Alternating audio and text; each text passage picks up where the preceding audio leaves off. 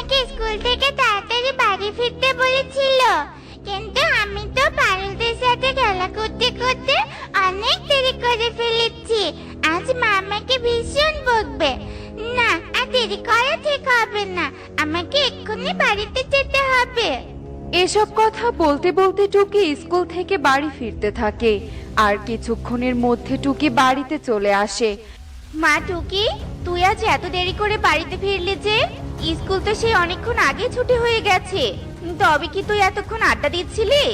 আসলে মা, পারুলরা খেলা করছিল, তাই আমিও ওদের সাথে খেলা করছিলাম, তাই বাড়িতে আসতে একটুখানি দেরি হয়ে গেল। মা, আমি আর কখনো এমনটা করবো না, দয়া করে তুমি আমাকে বকো না মা, বকো না প্লিজ।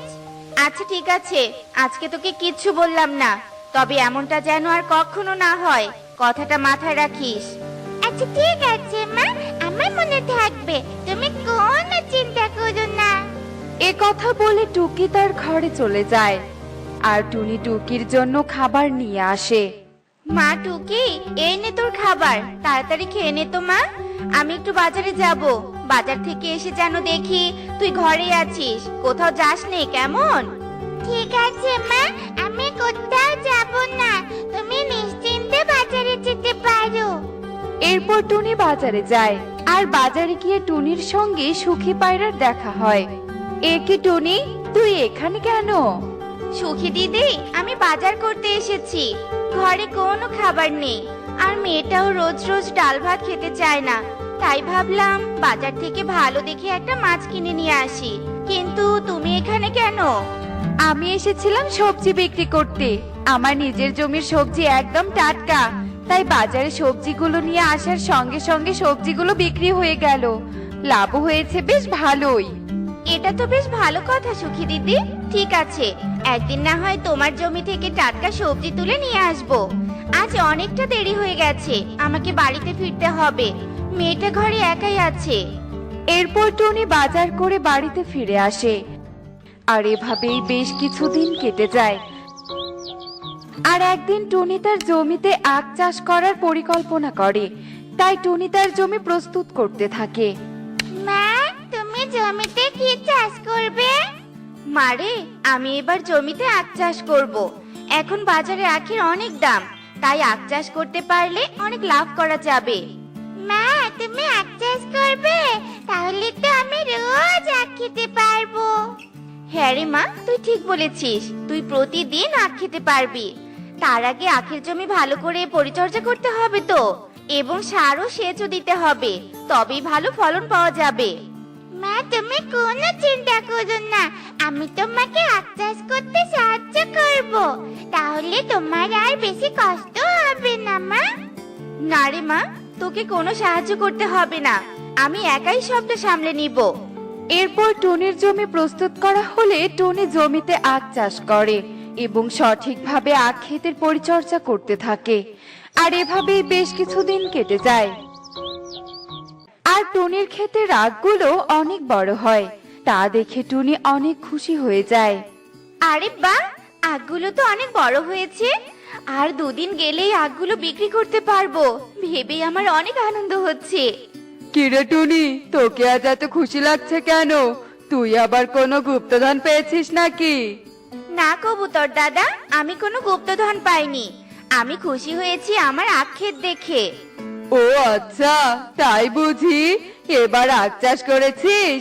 আখের তো অনেক দাম, তুই তো লাভে লাভ করবি, তোর পা তো আর মাটিতেই পড়বে না, আমাদের তো তুই ভুলেই যাবি।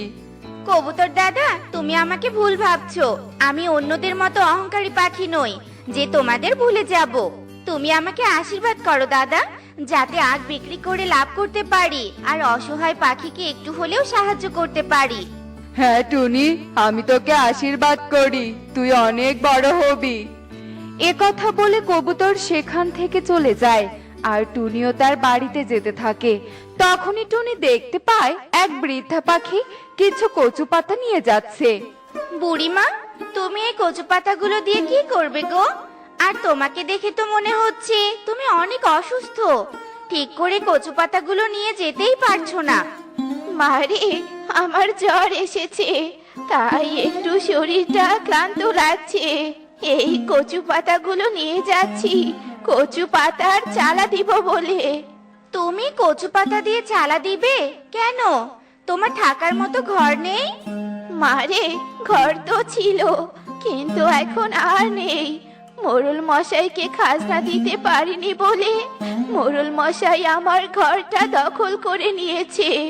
ভাবলাম আমি তো গায়ের শক্তি দিয়ে মোড়ল মশাইয়ের সাথে পেরে উঠবো না, তাই কচু পাতা দিয়ে একটা চালা বানিয়ে নেই। কচু পাতার চালায় কোনো রকমে দিন পার করে দিব। বুড়িমা, মোড়ল মশাই তোমার সাথে অন্যায় করেছে। দেখো, মোড়ল মশাই অন্যায়ের শাস্তি ঠিক পাবেই পাবে। তবে তুমি চিন্তা করো না, আমি তোমাকে কচু পাতার চালা বানিয়ে দিচ্ছি। তুমি এই শরীর নিয়ে চালা বানাতে পারবে না, আমি তোমাকে সাহায্য করছি। এরপর টুনি কচু পাতার চালা বানাতে থাকে, আর কিছুক্ষণের মধ্যে টুনির কচু পাতার চালা বানানো শেষ হয়ে যায়। মারে, তুই আমার অনেক বড় উপকার করলি। তোকে কি বলে যে ধন্যবাদ দিব আমি তো বুঝতেই পারছি না। বুড়িমা, তুমি এভাবে বলো না। তুমি তো আমার মায়ের মতো, তোমাকে একটু সাহায্য করতে পারলে আমার অনেক ভালো লাগবে। আচ্ছা ঠিক আছে রে মা, আমি তোকে আশীর্বাদ করি। সৃষ্টিকর্তা তোকে অনেক দিন বাঁচিয়ে রাখুক। বুড়িমা, তুমি এখন বেশি কথা না বলে কচু পাতার চালায় গিয়ে একটু বিশ্রাম নাও দেখি। আমি তোমার জন্য ওষুধ নিয়ে আসি।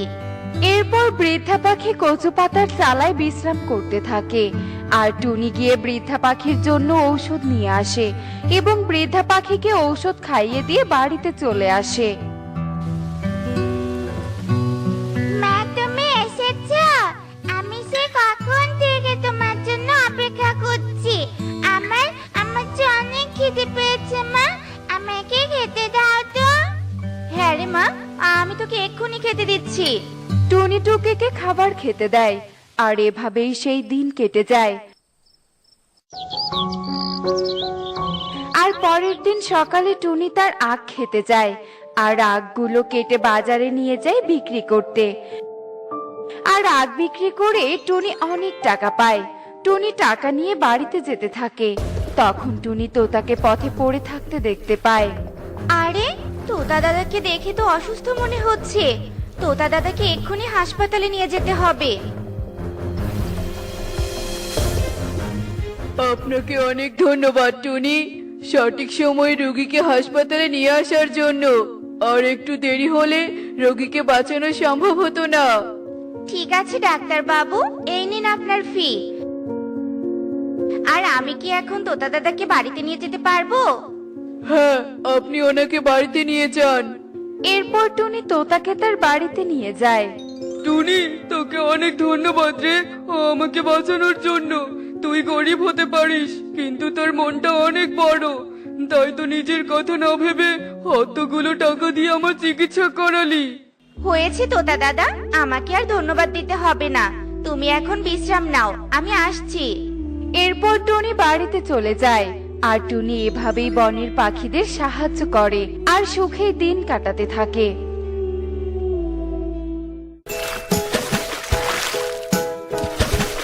দেখলে তো বন্ধুরা, শুধু ধনী পাখি হলেই অন্যকে সাহায্য করা যায় না, বরং ইচ্ছা থাকলে গরিব হয়েও অন্যকে সাহায্য করা যায়। এমনই সব মজার মজার শিক্ষণীয় টুনি পাখির গল্প দেখতে আমাদের পাশে থেকো। আর গল্পগুলো কেমন হচ্ছে তা কমেন্টে জানাতে ভুলো না কিন্তু। বাই। আরে কালু, তুই এখনো জমিতে সার ছেটাচ্ছিস? আকাশের দিকে চেয়ে দেখ, পুরো আকাশ কালো মেঘে ছেয়ে গেছে। যখন তখন বৃষ্টি নামতে পারে। এখানে থাকা তোর জন্য নিরাপদ নয়, চল বাড়িতে চল। এই তো হাতের কাজটা শেষ করে যাচ্ছি, তুই যা। আকাশের কালো মেঘ ও বিদ্যুৎ চমকানো দেখে বনের সব পাখিরা যে যার ঘরে চলে যায়। এদিকে টুনি ঘরে টোনা ফেরার অপেক্ষা করছিল। তুমি এসেছো? লাঙ্গলটা গাছের নিচে রেখে ঘরে এসো। মনে হচ্ছে এক্ষুনি ঝড় শুরু হয়ে যাবে। তারা ঘরে ঢুকতেই লোডশেডিং হয়ে যায়। এই যা, কারেন্ট চলে গেল। এবার মনে হচ্ছে কালবৈশাখী ঝড় উঠবে। আর এদিকে বাইরে শো শো শব্দে বাতাস বইতে শুরু করে। তারপর শুরু হয়ে যায় মুষলধারে বৃষ্টি। ওগো, বৈশাখ মাস তো পড়ে গেছে। এখন বনে যখন তখন কালবৈশাখী ঝড় উঠবে। আমাদের বাড়িটা তো বেশ পুরনো হয়ে গেছে, যখন তখন ভেঙে পড়তে পারে। তাই আমাদের নতুন বাড়ি বানাতে হবে। তুমি ঠিকই বলেছ টুনি, কালকেই আমি নতুন বাড়ি বানানোর প্রস্তুতি নিব। এখন তো বৈশাখ মাস, বনের সকলেরই নতুন বাড়ি প্রয়োজন। সকাল হলে সব পাখিদের সাথে একটা বৈঠক করতে হবে। এভাবে সারা রাত ধরে বৃষ্টি চলে। সকাল হতেই সকল পাখি এসে হাজির হয় কালুর বাড়িতে, কারণ গত রাতে ঝড় বৃষ্টিতে কালুর বাড়িটা একেবারেই ভেঙে গেছে। কালু, একদম চিন্তা করিস না, আমরা তো সকলে আছি। আজকের মধ্যে আমরা সবাই মিলে তোর নতুন বাড়ি বানিয়ে দিব। কবুতর একদম ঠিক বলেছে, তবে সেই সাথে আমাদের নিজেদেরও নতুন বাড়ি তৈরি করতে হবে, কেননা এখন মাঝে মধ্যে ঝড় বৃষ্টি হবে। হ্যাঁ হ্যাঁ, সকলকে তাই করা উচিত, না হলে আমার বাড়ির মতো সকলেরই অবস্থা হবে। এরপর সব পাখিরা মিলে জঙ্গল থেকে কাঠ এনে কাকের জন্য সবাই মিলে নতুন বাড়ি তৈরি করে দেয়। তোমরা সকলে মিলে আমায় সাহায্য করলে বলেই এত তাড়াতাড়ি আমার নতুন বাড়ি তৈরি হলো। তাই তো সবাই বলে 10-এর লাঠি 1-এর বোঝা। কালু, এবার আমাদের সকলের জন্য নতুন বাড়ি বানাতে হবে। এভাবেই আনন্দের সহিত মিলেমিশে বনের সকল পাখির দিন কাটছিল। পাশের বনে ইঁদুরকে মুখে একেবারে আরুচি ধরে গেছে, তাই তো এই নতুন বনে এলাম। নিশ্চয়ই এ বনে নতুন নতুন শিকার পাবো। এই ভেবে বিড়ালটি পুরো বনে ঘুরে বেড়াতে থাকে, আর হঠাৎই সে একটা গাছের নিচে এসে দাঁড়িয়ে পড়ে। মনে হচ্ছে গাছের উপরে থাকা বাড়িটায় কচি পাখির বাচ্চা আছে। উপর থেকে কিচিরমিচির শব্দ আসছে, খুব খিদে পেয়েছে। এই বলে বিড়াল সে গাছে উঠে পড়ে। মা, এসেছো? এটা তো একটা বিড়াল। বাঁচাও, বাঁচাও, বিড়াল এসেছে। চিৎকার করে কোনো লাভ নেই, তোকে বাঁচাতে কেউ আসবে না। এবার আমি তোকে খপ করে ধরে কপ করে কিনে খাবো। আমি যে খুবই ক্ষুধার্ত। বাঁচাও, বাঁচাও। এ কি, সুখীর বাড়ি থেকে এত চিৎকার আসছে? মনে হচ্ছে পারুল চিৎকার করছে, দেখি তো গিয়ে। এরপর টুনি সুখীর বাড়ি যেতেই বিড়ালটিকে দেখতে পায়। এ কি, এটা তো একটা বন্য বিড়াল। পাখির ছানা খেতে এসেছিস? তবে রে, তোকে দেখাচ্ছি মজা। এরপর টুনি একটা লাঠি হাতে চিৎকার শুরু করে, আর টুনির চিৎকারে বনের সব পাখিরা একত্রে হয়ে যায়। আর বনের সব পাখি বিড়ালকে মেরে বন থেকে তাড়িয়ে দেয়। না না, এই অপমান আমি কিছুতেই মেনে নিব না। ওই বনের পাখিরা আমার মুখের আহার কেড়ে নিয়ে আমায় বন থেকে মেরে তাড়িয়ে দিয়েছে। আমিও এর প্রতিশোধ নিয়েই ছাড়বো। আমিও ওদের মুখের খাবার কেড়ে নিব। এই বলে বিড়াল এক জাদুকরনী ডাইনির কাছে যায়, আর তাকে সবটা খুলে বলে।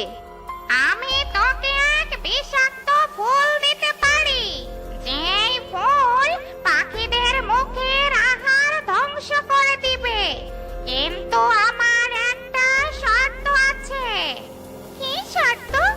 তোকে আমার খাবারের ব্যবস্থা করে দিতে হবে। আমি রাজি, আপনি আমায় শুধু ওই বিষাক্ত ফুল দিন, আর ওই বিষাক্ত ফুলের কাজটাও বলে দিন। এই ফুলটা তুই বনের এক কোণে রেখে দিবি।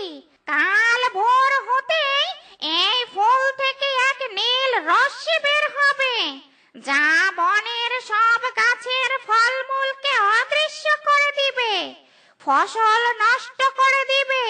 বনের কোনো পাখি খাবারের ব্যবস্থা করতে পারবে না। বজ্জাত পাখিরা, এবার তোরাও খাবারের কষ্ট ভোগ করবি। বিড়াল ফুলটি নিয়ে বনের এক কোণে রেখে দেয়। আর পরের দিন হতে ফুল থেকে বিষাক্ত নীল রশ্মি বনে ছড়িয়ে পড়তে বনের সব গাছের ফলমূল অদৃশ্য হয়ে যায়, ফসল নষ্ট হয়ে যায়। বনের পাখিরা খাবার খুঁজে না পেয়ে দিশেহারা হয়ে পড়ে। এক রাতের মধ্যে বনে কি এমন হলো যে সব খাবার এভাবে বিলীন হয়ে গেল? মেয়েটা ক্ষুধায় ছটফট করছে, কিন্তু তার মুখে একটু খাবার তুলে দিতে পারছি না। আমাদেরও তো একই অবস্থা। আমার তো মনে হচ্ছে নিশ্চয় এর পেছনে কোনো রহস্য রয়েছে, না হলে এক রাতের মধ্যেই সব ফসল ফল অদৃশ্য হলো কি করে?